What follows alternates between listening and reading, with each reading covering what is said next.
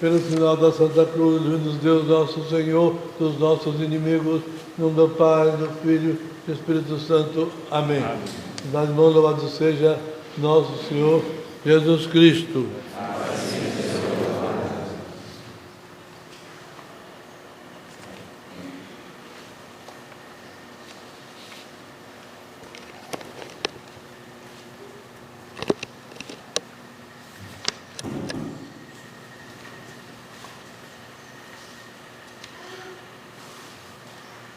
A primeira leitura é da Epístola de São Paulo aos Hebreus.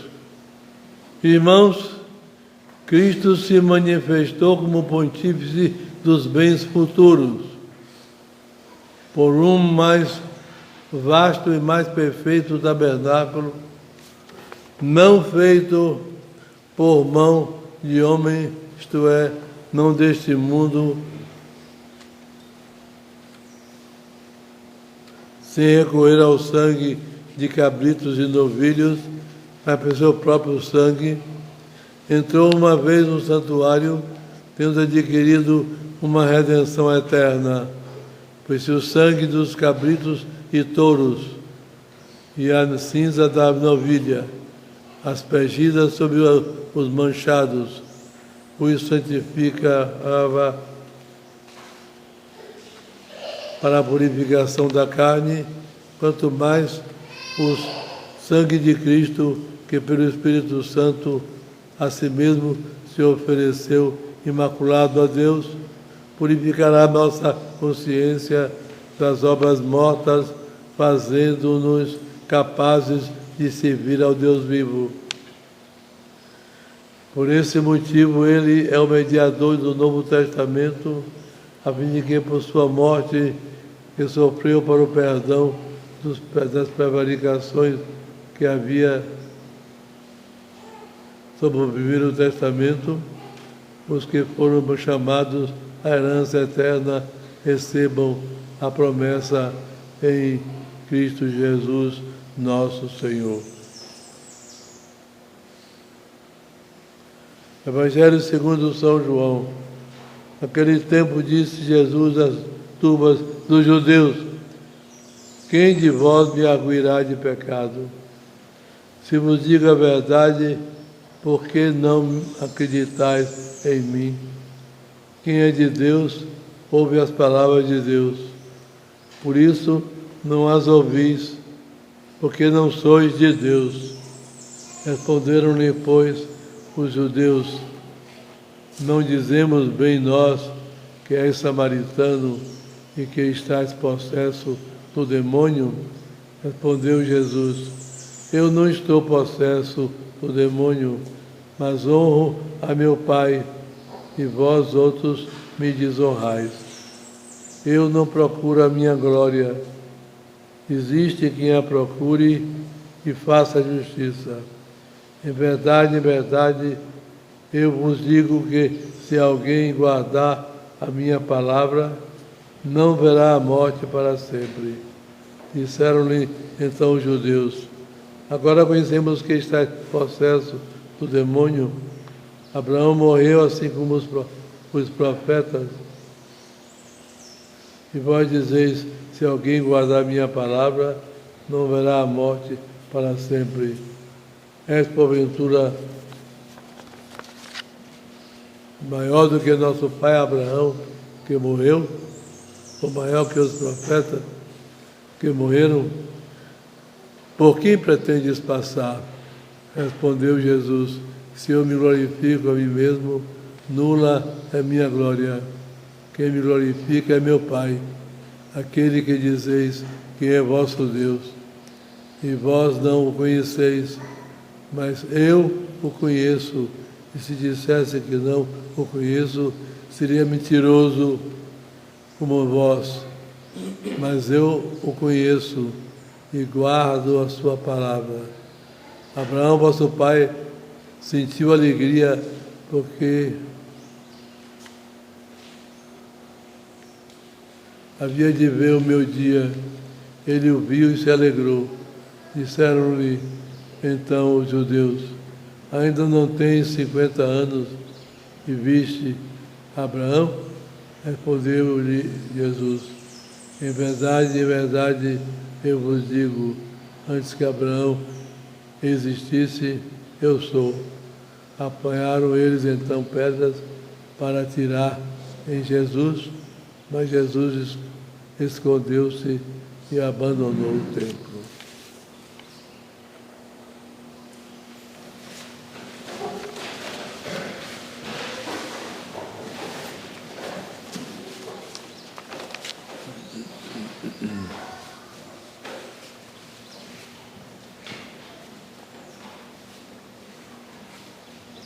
Até ontem, celebramos propriamente a Quaresma. De hoje em diante, nessas 2 semanas, entramos para um período mais profundo, que chamamos o tempo da paixão. E a Santa Igreja, para nos educar, coloca sinais diferentes para nos recordar essa mudança, esse aprofundamento da nossa vida espiritual, da nossa piedade.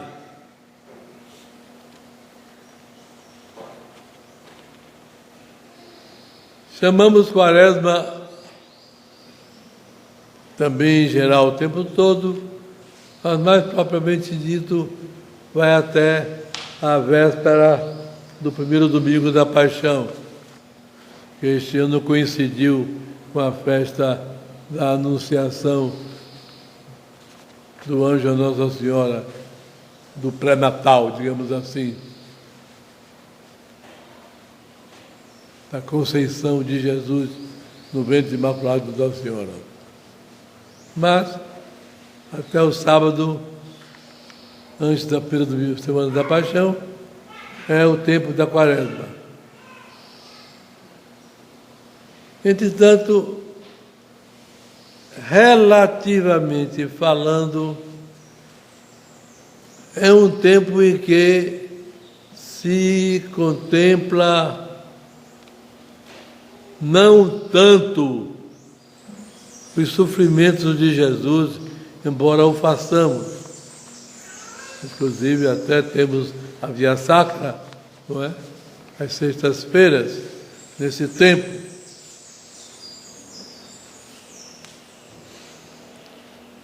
Mas o tempo da Paixão é mais marcantemente o tempo da contemplação de Jesus Cristo em seus sofrimentos por nós. A partir de hoje,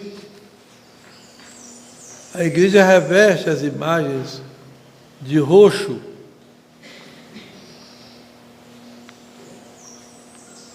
para desviar nossa atenção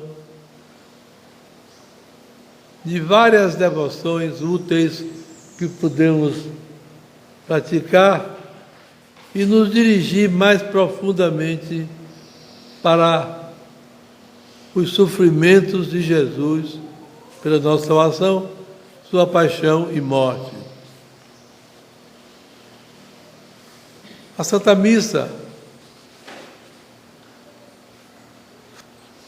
nela o padre não proclama o Salmo 42 no início da missa. No ofertório, no introito e no lavabo, ele não diz glória ao Pai.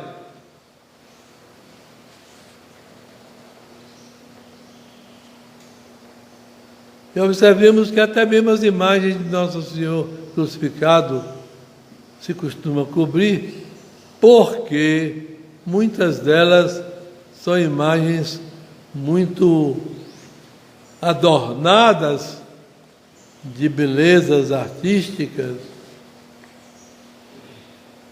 como acontece, por exemplo, a formosa imagem e Nosso Senhor crucificado da nossa capelinha.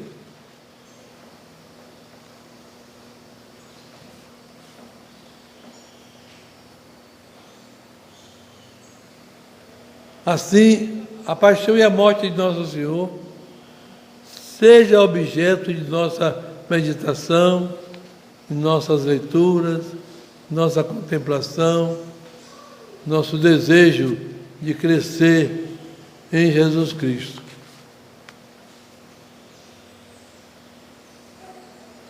Ah, meus irmãos, nisto consiste o âmago da Igreja Católica, da Igreja verdadeira. Conhecer Jesus Cristo, Deus feito homem, enviado à terra para nos salvar. E na medida em que nós conhecemos, nós o amamos. Seguramente nós o amaremos como um amor verdadeiro. O coração humano foi feito para amar. É verdade que muitas vezes há deturpação na compreensão do que é o amor.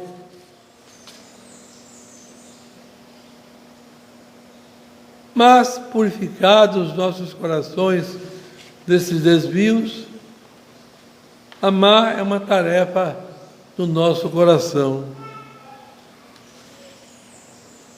Nós sabemos que devemos amar a Deus sobre todas as coisas, não é verdade? Amar a Deus sobre todas as coisas. Ora, Jesus Cristo é Deus feito homem que vem a nós, se apresenta a nós.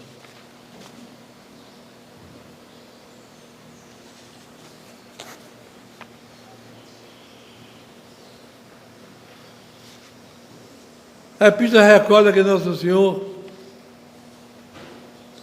se sacrificou por nós. O Antigo Testamento foi uma religião preparatória para a verdadeira, que é a católica. Tinha sacrifícios. Matavam bodes, cabritos, carneiros, ovelhas, etc. E ofereciam em sacrifício a Deus. Era uma imagem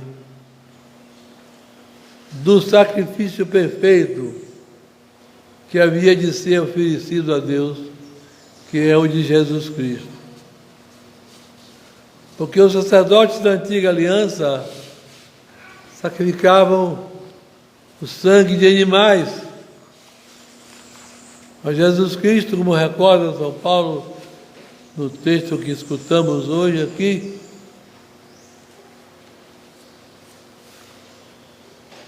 derrama o próprio sangue em purificação dos nossos pecados, oferecido ao Pai, oferecido à Trindade Santíssima.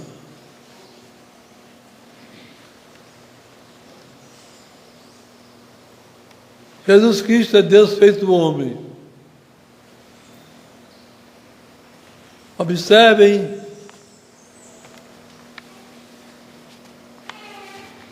o começo do texto do Evangelho de hoje. Quem de vós me arguirá de pecado? Reparem que coisa admirável. Nosso Senhor pode perguntar e realmente ninguém tinha o que dizer. Ninguém tinha o que dizer de pecado a respeito de Nosso Senhor, porque Ele não tem pecado.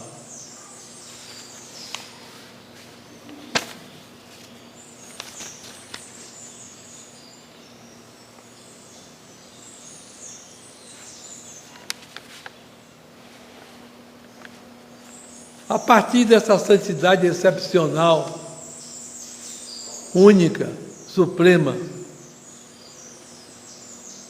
Nosso Senhor repreende aquela gente, e ali estavam os chefes judeus, os entendidos, como se achavam, da Bíblia, não acreditavam no que dizia de Jesus. Jesus dá a entender a eles: aquele que vós dizeis que é vosso Deus, vós dizeis, mas se de fato ele fosse vosso Deus, vós me ouvirias, porque eu vim de Deus. Quer dizer, facilmente eles identificariam Jesus e abraçariam plenamente aquilo que ele disse, aquilo que ele ensinou.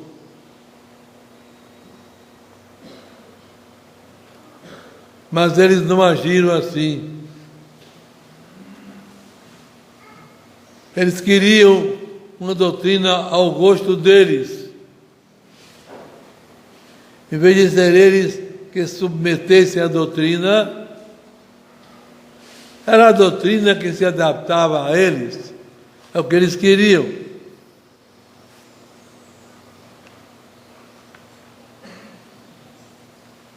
Eles imaginavam o Messias como um chefe político e militar que assumisse o comando militar dos judeus e saísse conquistando o mundo todo e fizesse deles os donos do mundo.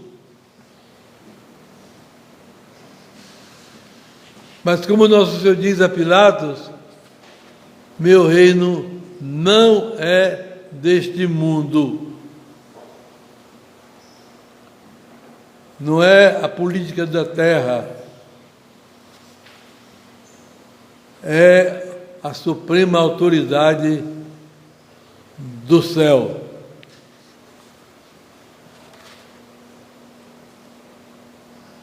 E como eles não aceitam,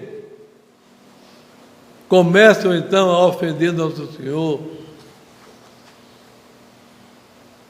e chegam ao absurdo de dizer que ele tem demônio e é um samaritano.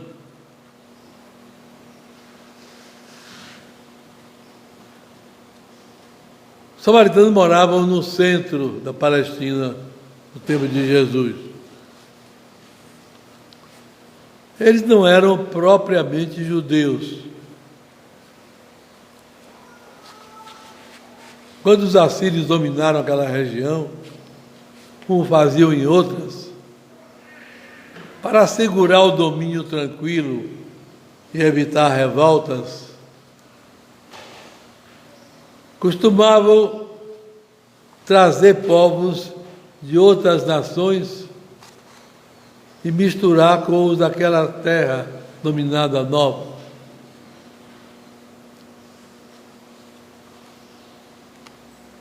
E assim ficava uma coisa descaracterizada. Traziam as religiões falsas que eles tinham, misturando com a religião do local.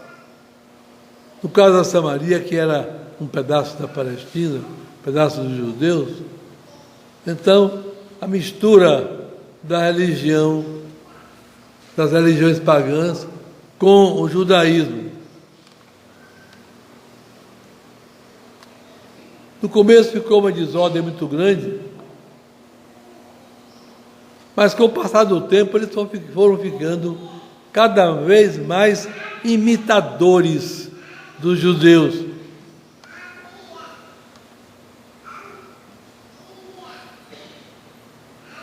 Não admitiam o templo único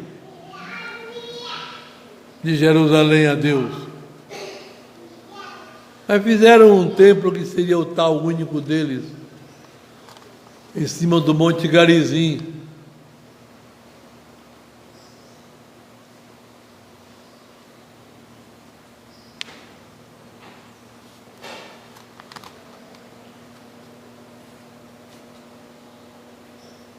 Os judeus nem falavam com os samaritanos. Embora uma parte da sua pátria estivesse depois do samaritano ao norte, toda vez que um judeu subia do sul para o norte, passava pela Samaria, descia do norte para o sul, passava pela Samaria, nem dava um bom dia ao samaritano, nem saudava. Daí aquela admiração que a gente encontra lendo o Evangelho de São João, quando Jesus, estando cansado da viagem do sul para o norte, tinha parado num poço que Jacó tinha feito muitos séculos antes, uma área seca. Veio uma mulher de uma cidade samaritana chamada Sicar pegar água para levar para casa. E Jesus pede água a ela. Ela logo se espanta. Por quê? Porque judeu não falava com samaritano. Em vez de pegar água e dar, ela diz: como é que tu, sendo judeu, me pedes a beber água a mim, que sou uma samaritana? E nosso Senhor vai dizer a ela que se ela soubesse que presente Deus estava dando a ela naquele momento, a vida de Jesus ali, junto dela, ela que pediria água, e ele daria uma água diferente, água da vida eterna.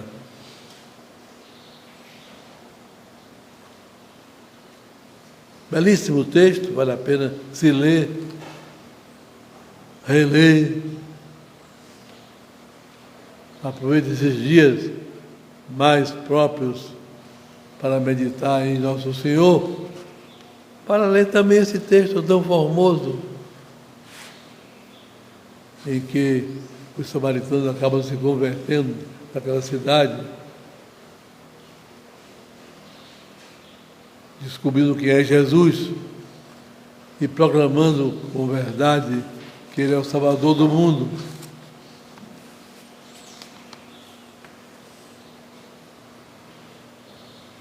Os judeus chamam então Jesus de samaritano quando ele fala daquilo. Jesus não dá muita importância a essa acusação. Mas chama Jesus, diz que Jesus tem demônio. É impressionante, não é? A gravidade da acusação que eles fazem ao Salvador do mundo, não é? Tens demônio. E impressiona ainda mais a mansidão com que Nosso Senhor responde: eu não tenho demônio. Jesus não se descontrola, eu não tenho demônio. E se proclama aquele que traz a palavra de Deus, porque ele conhece a Deus. Ele é homem e Deus. Ele conhece o Pai.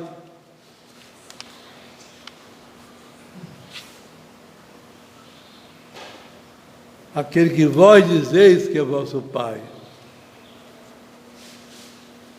Mas Nosso Senhor mostra a eles que eles estão procedendo, eles sim, como filhos do demônio.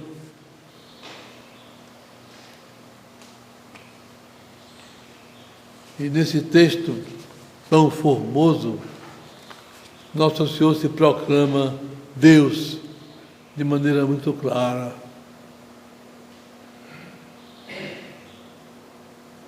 Abraão quis ver meus dias e viu. Não é que Jesus esteja querendo dizer que Abraão esteve com ele fisicamente. Abraão viveu muitos séculos antes. Mas Abraão recebeu luzes claras para reconhecer o Messias, saber quem ele era, saber quando ele viria. Abraão teve luzes especialíssimas.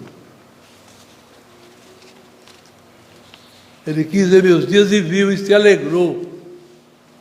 Se alegrou. Eles então, lembrando que Jesus não tinha nem 50 anos, naquela altura Jesus devia ter uns 36, 37 anos, que São Lucas diz que Jesus começou a pregar com cerca de 30 anos, é um cálculo aproximado, não é a idade, ele não tinha 30 anos, estava em torno dessa idade.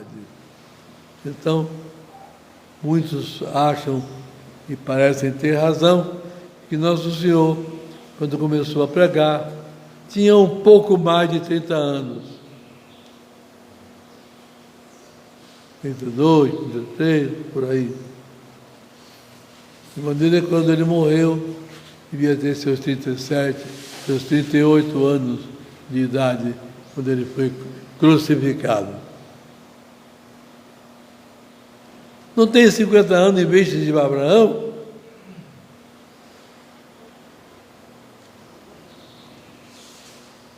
Jesus então diz a ele: na verdade eu vos digo, antes que Abraão fosse, eu sou. Observem que é a mesma resposta que o Pai, Deus Pai, dá a Moisés no deserto, quando aparece naquele pé de espinheiro, em fogo, em chama.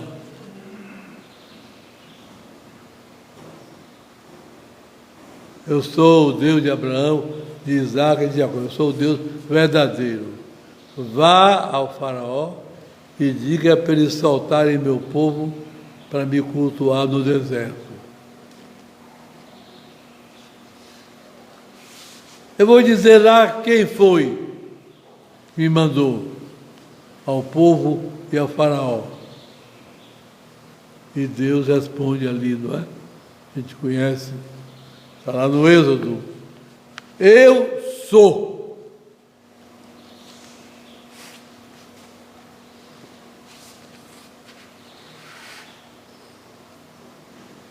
Chegue lá e diga, eu sou, mandou dizer isso.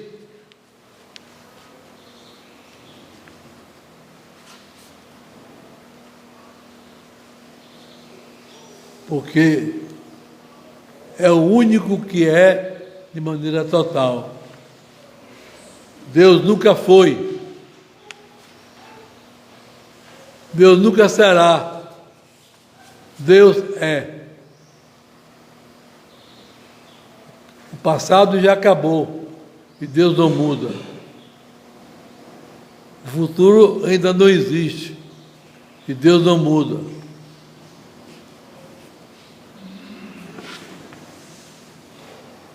Deus é eterno. Esse Deus do céu que nós desejamos ver,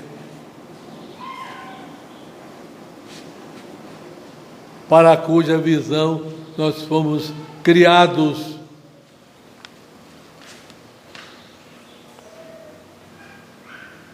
Fomos criados para isso, para ver e possuir Deus, para participar, em certo grau, da sua divindade. E por isso possuir a perfeita felicidade que a terra não tem, nem pode dar a ninguém.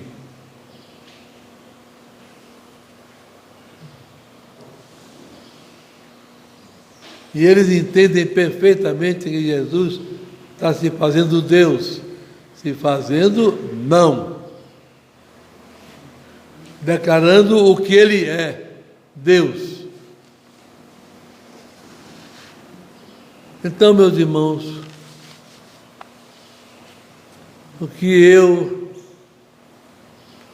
coitado de mim. Desejo no fundo do meu pobre coração é fazer-vos conhecer Jesus Cristo. Fazer com que conheçais Jesus Cristo. Porque na medida em que o conhecerdes mesmo, vós o amareis. Vós não o trocareis por nada, nem por ninguém.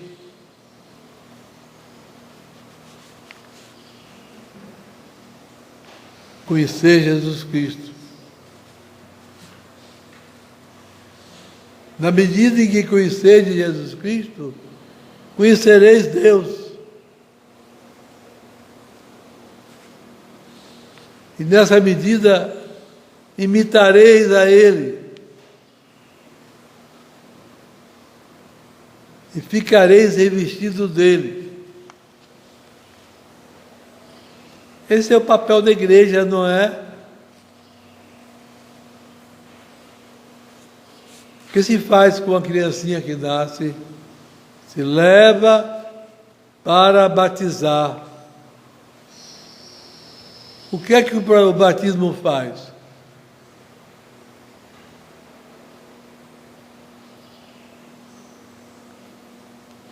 Purifica a pessoa do pecado original. E Deus entra naquela pessoa batizada. A mesma coisa grandiosa Ele faz com os outros sacramentos, não é? Deus entra em nós cada vez mais. A confissão.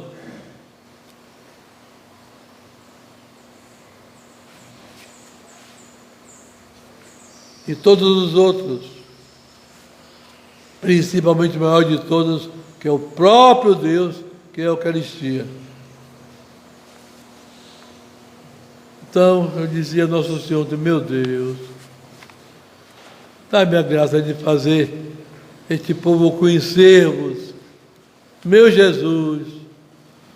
Dá-me a graça de fazer com que este povo vos conheça, vos conhecendo, vos ame. E vos amando, se identifique convosco, se una intimamente convosco e viva de vós, respire de vós, anseie por vós.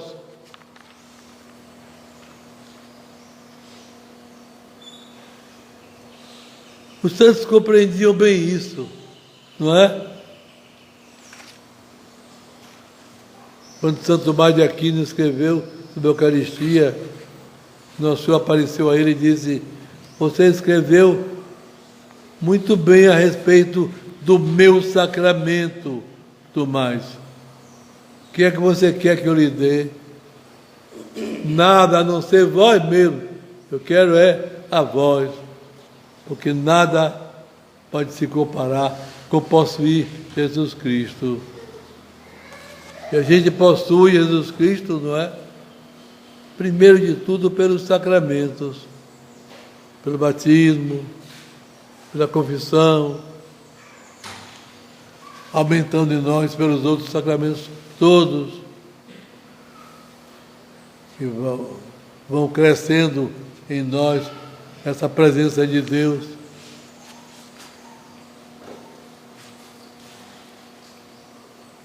E mesmo aqui na terra, aquele que vai em busca de Jesus Cristo assim, inteiro, sem colocar restrição nenhuma, vai sendo possuído por Jesus e vai levando Jesus.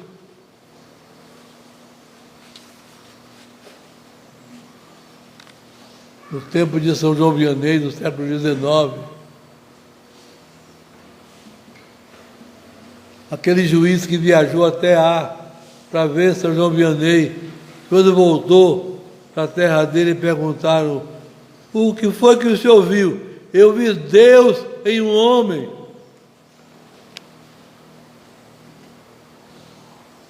Eu vi Deus em um homem. E nós por onde andamos, é Deus que as pessoas veem.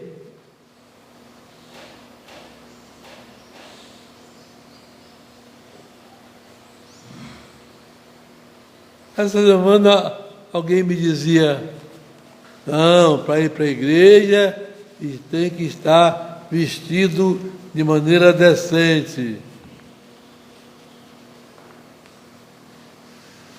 Uma pessoa que não está vestida de maneira decente transmite Deus?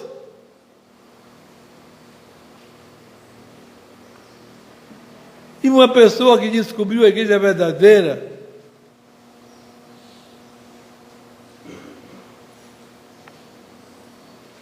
se sente obrigada na consciência dela a se vestir decentemente quando ela vai à igreja?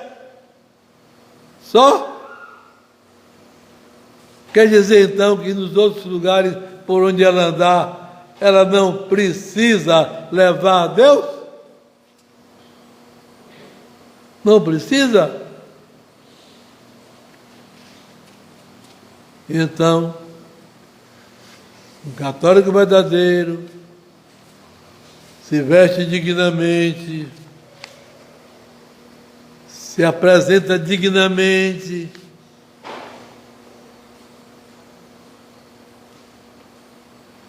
leva a Deus no seu coração.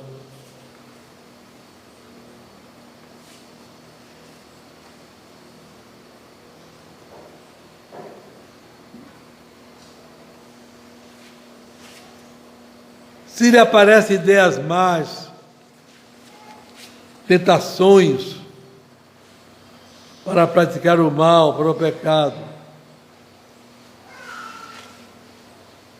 você já está afastado de Deus? Se você não aceita, não. Não. Agarre-se a Ele. Agarre-se a Ele.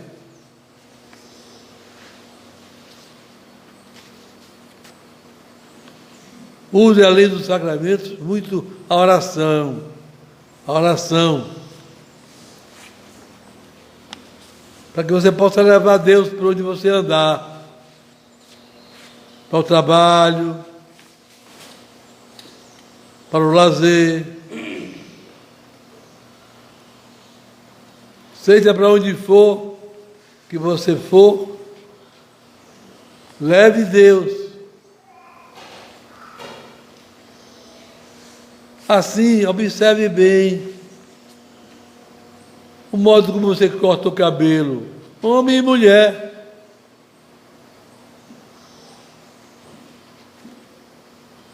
Que leve Deus. O modo como você enfeita seu cabelo, que leve Deus.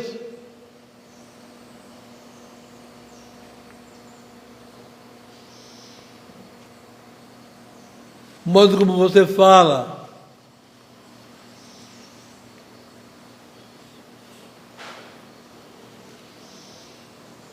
Por exemplo,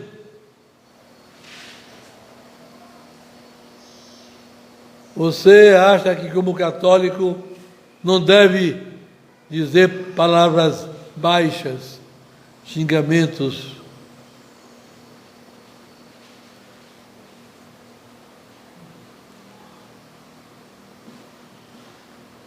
Mas você acha que você leva a Deus quando você não diz xingamentos baixos, mas diz xingamentos menos baixos?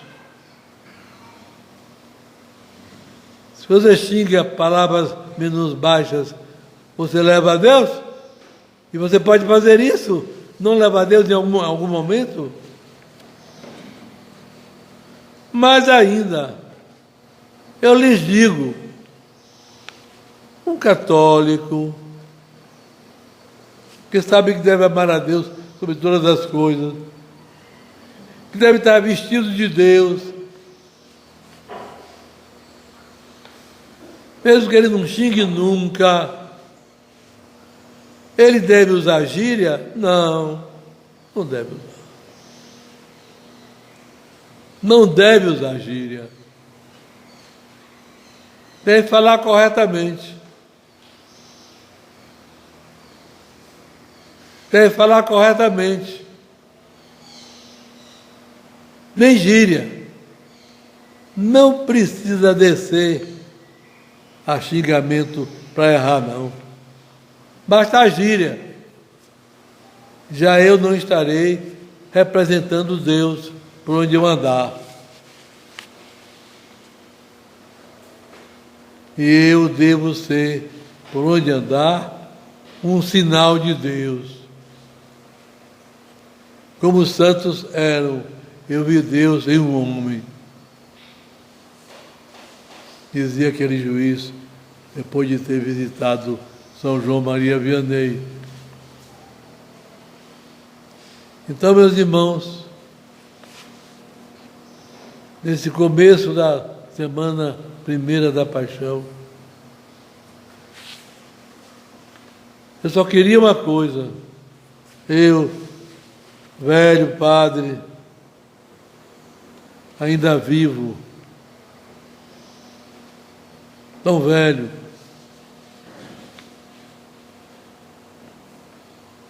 encher o meu e o vosso coração de Jesus. Fazer com que o meu coração e o vosso ficasse cheio de Jesus. Cheio de Jesus.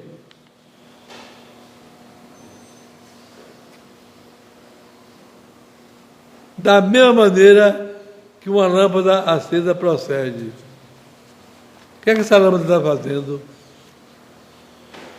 Entramos, ela estava acesa. Até agora ela está acesa, não é? Ela está iluminando o ambiente. Assim Jesus na nossa alma. Se eu me encho de Jesus, se quando eu me confesso, e confesso muito bem, não seleciono,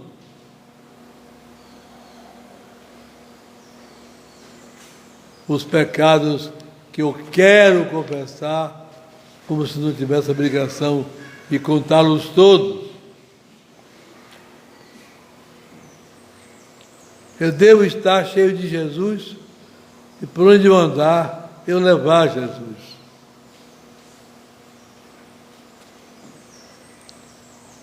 Onde eu andar, as pessoas se sentirem bem na minha presença. Por quê? Porque Jesus chegou. Jesus chegou para junto de mim. E eu não devo deixar que ele saia. Sem sair daquele que me visita com Jesus, eu o recebo e vou comunicar também aos outros. Vou comunicar Jesus aos outros. É isso que eu desejo nessas 2 semanas. Semana da Paixão, primeira semana, segunda semana. Que vós sejais uma reprodução de Jesus. Varia muito. Varia muito de pessoa a pessoa.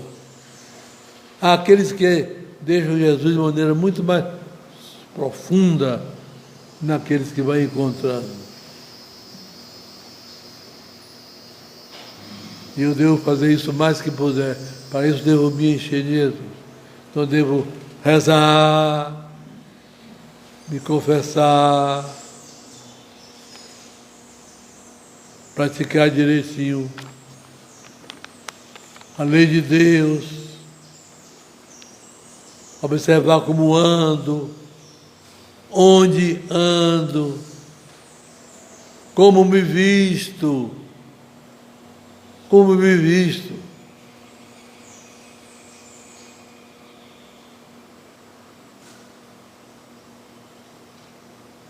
Então a moça sabe que naquela igreja não se usa calça. Está certo isso? Não, não está certo. Não é que naquela igreja se usa calça. É que a mulher por onde anda não usa calça. A mulher que onde anda, ela não usa calça. E por isso vai à igreja também, do mesmo modo. Do mesmo modo ela vai à igreja, ela vai ao mercado, ela vai à rua, do mesmo modo, vestida de maneira digna, santa, para levar Jesus. Nesses 15 dias, o que é que você pode fazer para se aproximar de Jesus, para se identificar melhor com Ele e para poder comunicar esse Jesus aos outros? Leve isso para casa. Peça a Nossa Senhora o socorro